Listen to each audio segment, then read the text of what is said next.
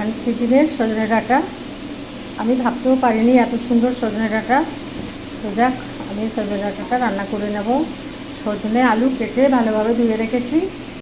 কড়াইয়ের মধ্যে সরষের তেল দিয়ে তার মধ্যে আমি পেঁয়াজ, রসুন, কাঁচা লঙ্কা, একটু জিরে, কাঁচা জিরে, কাঁচা ধনে ভালোভাবে বেটে নিয়ে সরষের তেল গরম হয়ে গেলে তেলের মধ্যে আমি দিয়ে ভালোভাবে কষিয়ে নিলাম। তার মধ্যে আমি দুটো ছোটো ছোটো টমেটো কেটে দিয়েছি বন্ধুরা।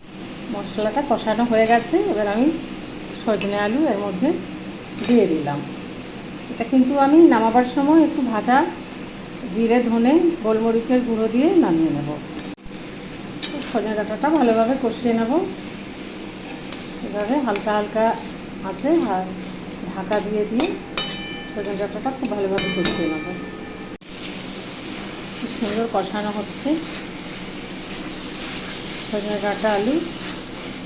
আর একটু কষানো হলে আমি জল দিয়ে দেবো। জল দিয়ে দিলাম। দেখো, সজনে ডাঁটার সবজি একেবারে রেডি হয়ে গেছে। এরকমই মাখা মাখা ঝোলটা রাখবো আর কি। এবার পরিবেশন করে ফেলব।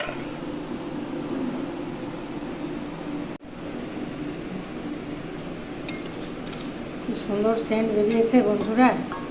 আমার রেডি হয়ে গেছে সজনে আলুর তরকারি। শুভ দুপুর।